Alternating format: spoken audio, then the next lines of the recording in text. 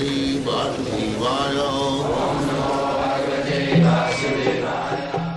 Vandeham Shri Guru Shri Juta Padakamalam. With reference to the above concept of Sanatana Dharma, we may try to understand the concept of religion from the Sanskrit root meaning of the word dharma. It means that which is constantly with the particular object. As we have already mentioned, when we speak of fire, it is concluded at the same time that there is heat and light along with the fire. Without heat and without light, there is no meaning of the word fire. Similarly, we must find out the essential part of a living being which is always companion with him. That part of constant companion of the living being is his eternal quality, and the eternal part of the living being's quality is his eternal religion. When Sanatana Goswami asked Lord Sri Chaitanya Mahaprabhu about the Sarup, we have already discussed about the Sarup of every living being. Sarup, or real constitution of the living being, the Lord replied that the constitutional position of the living being is to render service to the Supreme Personality of Godhead.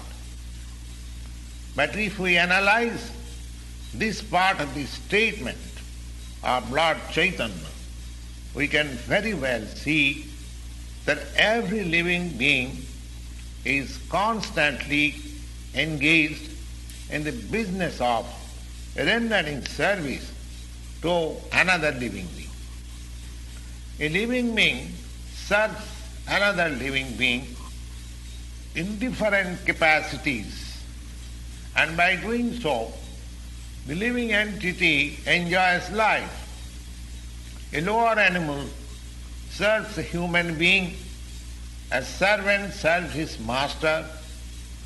A serves B master. B serves C master. And C serves D master, and so on. Under these circumstances, we can see that a friend serves another friend, and the mother serves the son, or the wife serves the husband, or husband serves the wife. If we go on searching in that spirit, it will be seen that there is no exception in the society of the living being where we do not find the activity of service. The politician presents his manifesto before the public and convinces voters about his service capacity. The voter also gives the politician his valuable vote on expectation that the politician will give service to the society. The shopkeeper serves the customer, and the artisan serves the capitalist. The capitalist serves his family, and the family serves the headman in terms of the eternal capacity of eternal being. In this way, we can see no living being is exempted from the practice of rendering service to other living beings, and therefore we can conclude that service is a thing which is the constant companion of the living being, and therefore it may be safely concluded that rendering of service by a living being is the eternal religion of the living being. When a man professes to belong to a particular type of faith with reference to the particular time and circumstances of birth. And thus one claims to be a Hindu, a Muslim, a Christian, Buddhist, or any other sect, and a subsect. Such designations are non-Sanatana Dharma. A Hindu may change his faith to become a Muslim, or a Muslim may change his faith to become a Hindu or a Christian, etc. But in all circumstances, such change of religious faith does not allow a person to change his eternal engagement of rendering service to others. A Hindu or a Muslim or a Christian, in all circumstances, he is servant of somebody, and thus to profess a particular type of faith is not to be considered as Sanatana Dharma, but the constant companion of the living being, that is rendering of service, is the Sanatana Dharma.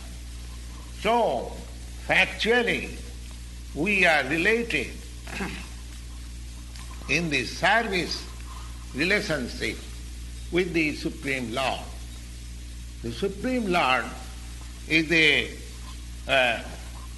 supreme enjoyer, and we, living entities, are eternally His supreme servitors.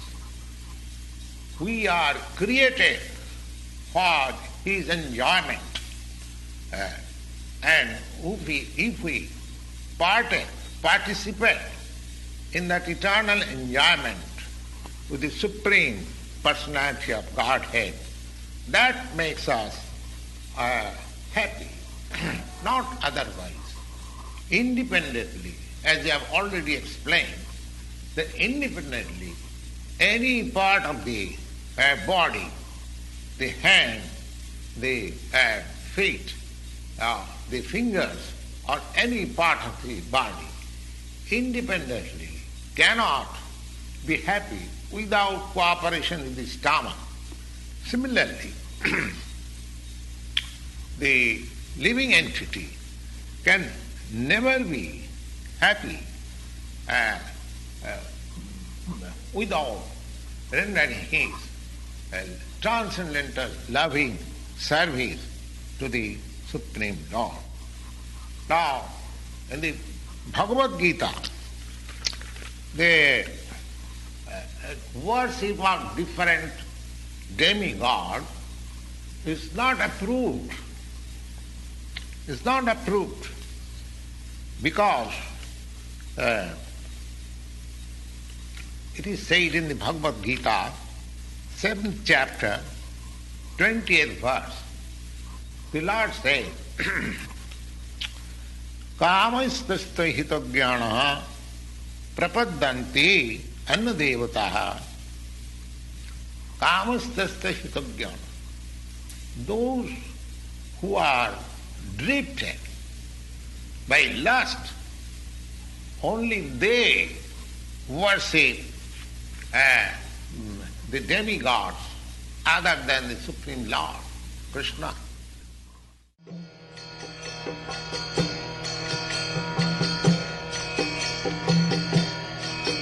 Hare Krishna